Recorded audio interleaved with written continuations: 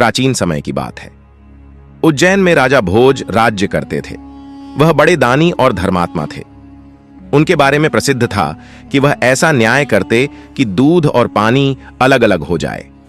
नगरी में एक किसान का एक खेत था जिसमें उसने कई साग सब्जी लगा रखी थी। एक बार की बात है कि खेत में बड़ी अच्छी फसल हुई। पूरी जमीन पर तो खूब तरकारियां आईं, लेकिन खेत के बीचों बीच थोड़ी सी जमीन खाली रह गई। हालांकि किसान ने उस जमीन पर भी बीज डाले थे, लेकिन वहां कुछ नहीं उगा। किसान ने वहां खेत की रखवाली के लिए एक मचान बना लिया। जब भी किसान मचान पर चढ़ता, अपने आप चिल्लाने लगता, कोई है, राजा भोज को पकड़ लाओ और सजा दो, मेरा राज्य उससे ले लो, जाओ, जल्दी जाओ। सारी नगरी में यह बात आग की तरह फैल गई और राजा भोज के कानों में पहुंची। राजा ने कहा, मुझे उस खेत पर ले चलो, मैं सारी बातें अपनी आंखों से देखना और कानों से सुनना चाहता हूं। राजा भोज जब उस जगह पहुंचे तो उन्होंने भी वहीं देखा कि किसान मचान पर खड़ा है और कह रहा है, राजा भोज को फौरन पकड़ लाओ और मेरा राज्य उससे ले लो। यह सुनकर राजा चिंतित हो गए, चुपचाप महल में लौट आए।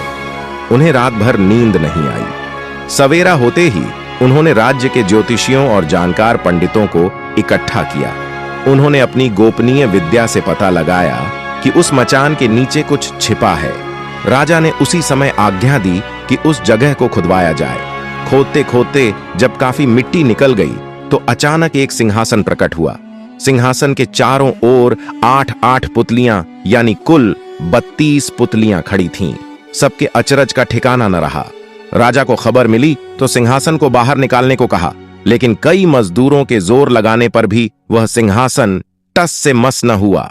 तब एक पंडित ने कहा कि यह सिंहासन देवताओं का बनाया हुआ है, अपनी जगह से तब तक नहीं हटेगा जब तक कि राजा स्वयं इसकी पूजा अर्चना न करें।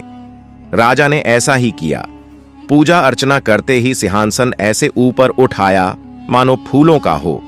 राजा बड़े खुश हुए। सिंहासन में कई तरह के रत्न जड़े थे जिनकी चमक अनूठी थी। सिंहासन के चारों ओर 32 पुतलियां बनी थीं। उनके हाथ में कमल का एक एक फूल था। राजा ने हुक्म दिया कि खजाने से रुपया लेकर सिंहासन दुरुस्त करवाएं। सिंहासन सुंदर होने में 5 महीने लगे। अब सिंहासन दमक उठा था। जो भी देखता देखता ही रह जाता। पुतलियां ऐसी लगती मानो अभी बोल उठेंगी। राजा ने पंडितों को बुलाया और कहा, आप लोग कोई अच्छा मुहूर्त निकालें, उस दिन मैं इस सिंहासन पर बैठूंगा। दिन तय किया गया। दूर दूर तक लोगों को निमंत्रण भेजे गए। तरह तरह के बाजे बजने लगे। महल में खुशियां मनाई जाने लगी। पूजा के बाद जैसे ही राजा ने अपना दाहिना पैर बढ़ाकर सिंहासन पर रखना चाहा कि सारी पुतलियां खिलखिलाकर हंस पड़ी। लोगों को बड़ा अचंभा हुआ कि यह बेजान पुतलियां कैसे हंस पड़ी। राजा ने अपना पैर खींच लिया और पुतलियों से पूछा, ओ सुंदर पुतलियों, सच सच बताओ कि तुम क्यों हंसी? पहली पुतली का नाम था रत्न मंजरी। राजा की बात सुनकर वह बोली, राजन, आप बड़े तेजस्वी हैं, धनी हैं, बलवान हैं, लेकिन इन सब बातों का आपको घमंड भी है। जिस राजा का यह सिंहासन है वह दानी, वीर और धनी होते हुए भी विनम्र थे, परम दयालु थे। राजा बड़े नाराज हुए। पुतली ने समझाया, महाराज, यह सिंहासन परम प्रतापी और ज्ञानी राजा विक्रमादित्य का है। राजा बोले, मैं कैसे मानूं कि राजा विक्रमादित्य मुझसे ज्यादा गुणी और पराक्रमी थे? पुतली ने कहा, ठीक है, मैं तुम्हें राजा विक्रमादित्य की एक कहानी सुनाती हूं।